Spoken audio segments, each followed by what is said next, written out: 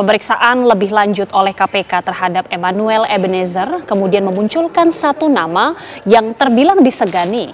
Ia adalah Irfian Bobby Mahendro. Pejabat di Kemnaker itu tak hanya piawai berinteraksi dan memiliki akses luas, namun juga terkenal memiliki kemampuan finansial yang besar dan royal. Noel menyebutnya sebagai Sultan. Lalu bagaimanakah kiprahnya? Selengkapnya dalam Benang Merah, si Sultan, otak perputaran uang.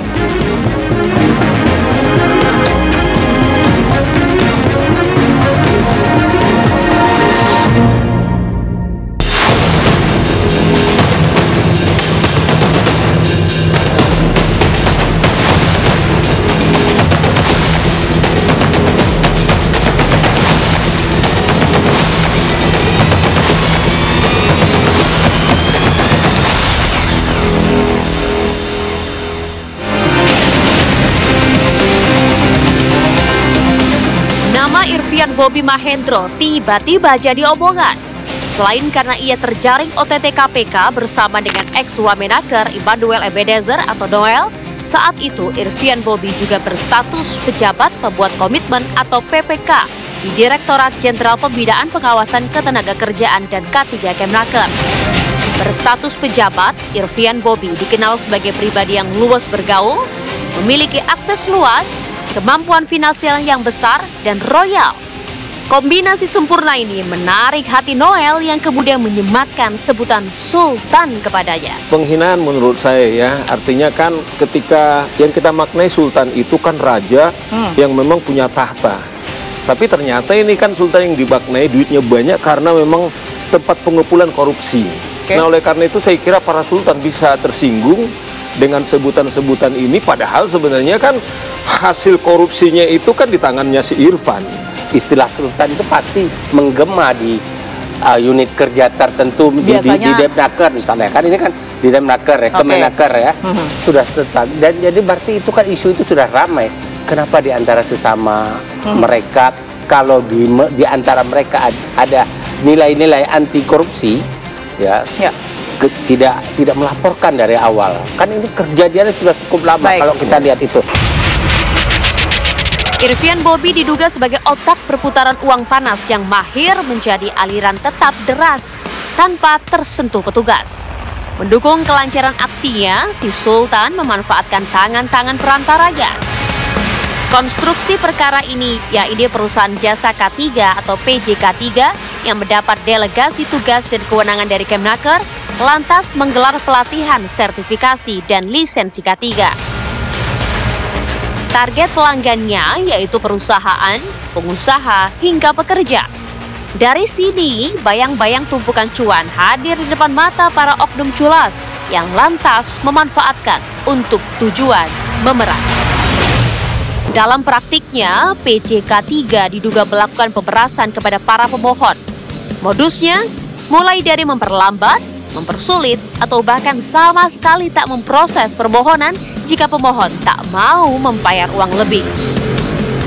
Diketahui besarnya biaya sertifikasi K3 sekitar Rp275.000, tapi kenyataannya pemohon diharuskan menebusnya hingga Rp6 juta. Dalihnya, pelatihan untuk itu memang lama dan mahal. Belakangan terkuak tingginya biaya sertifikasi hingga berkali lipat dari tarif resmi karena ada jumlah yang harus dibagi ke beberapa meja. Dari sinilah uang haram itu kemudian masuk ke rekening-rekening para tersangka. Untuk pemerasan ini karakternya adalah sepihak saja begitu.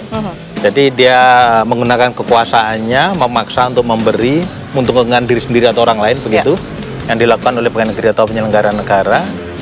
Dan ini akan memberikan ruang pada pelapor untuk berani melaporkan. Karena begitu dia lapor, Pak saya diperas, dia akan dibebaskan dari pidana. Artinya kalau dia bekerja sama dengan KPK, polisi, jaksa, bahwa saya diperas, kemudian dia mengasih tahu bahwa bentuknya akan diberikan seperti apa, kapan dilakukan OTT, maka pelapor ini akan dibebaskan dari pidana. Dan ini di banyak negara cukup berhasil untuk membongkar kasus-kasus korupsi karena pemberi dibebaskan karena dia diperas.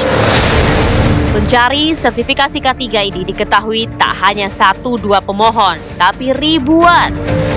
Dibayangkan berapa duit rupiah yang masuk ke kantong yang salah, lalu menguap begitu saja buat bancakan. KPK mengungkap terdapat 81 miliar rupiah hasil pemerasan yang terjadi selama kurun 2019 hingga 2025 yang mengalir ke berbagai pihak. Porsi terbesar mengucur ke kantong Irfian Bobby yang jumlahnya mencapai 69 miliar rupiah. Mencuat ke permukaan seperti terjadi pembiaran terhadap praktik lancung ini. Saya mengatakan setelah peristiwa ini, kita main-main sesungguhnya memberantas korupsi. Coba bayangkan kalau kita buat contoh di Departemen Tenaga Kerja. Sebenarnya ini kan pengembangan dugaan korupsi di tenaga kerja asing kan? Nah, ternyata pada saat yang sama ketika sudah ada OTT di TKA, di sini juga tetap jalan. Artinya adalah seperti sebenarnya pemberantasan korupsi itu adalah main-main. Piawai berbuat kejahatan, Irfian Bobby juga terbilang lihai menyembunyikan hasil perbuatan culasnya itu. Ia disebut menggunakan rekening atas nama orang lain. Setidaknya ada 3 rekening nomine yang ia pakai untuk menyembunyikan uang panas sejumlah 69 miliar rupiah tersebut.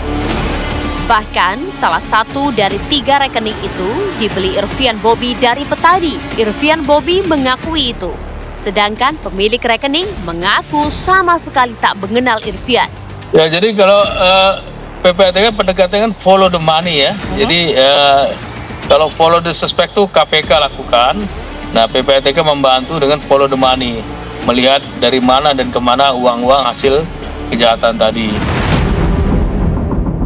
KPK bukan tak mencium akal bulus Irfian Bobby. Sebelum semua ini terkuak, KPK sempat menduga si Sultan tak patuh melaporkan LHKPN atau laporan harta kekayaan penyelenggara negara. Di LHKPN, si Sultan hanya melaporkan kekayaan sebesar 3,9 miliar rupiah. Sementara jumlah yang ia raup sekitar 69 miliar rupiah. Ada selisih lebih dari 65 miliar rupiah yang coba ia sembunyikan. Sebenarnya di Undang-Undang 2021, Undang-Undang Tipikor itu ada pasal yang cukup efektif, pasal 38B dan 38C, di mana harta sisa terdakwa yang di luar ya disangkakan oleh kasus yang inti tadi harus dibuktikan di pengadilan. Asalnya dari mana? Jadi barang-barang yang kemarin kita sempat lihat itu ya? Bisa, iya. Jadi ada motor, kemudian juga beberapa aset ya? Betul. Dan ini cukup efektif karena beberapa kasus besar seperti Gayus Tambunan dahulu, kemudian beberapa kasus yang baru nih pajak, itu cukup efektif dan hakim menyatakan itu bersalah. Dan gratifikasi ini mempunyai kelebihan di mana tidak perlu dibuktikan motivasinya. Pengurusan sertifikasi K3, pengurusan rencana penggunaan tenaga kerja asing, hingga pengadaan proteksi pekerja migran Indonesia seakan menjadi lahan basah koruptor di lingkungan Kemnaker. Tapi mengapa praktik ini bisa berlangsung bertahun-tahun?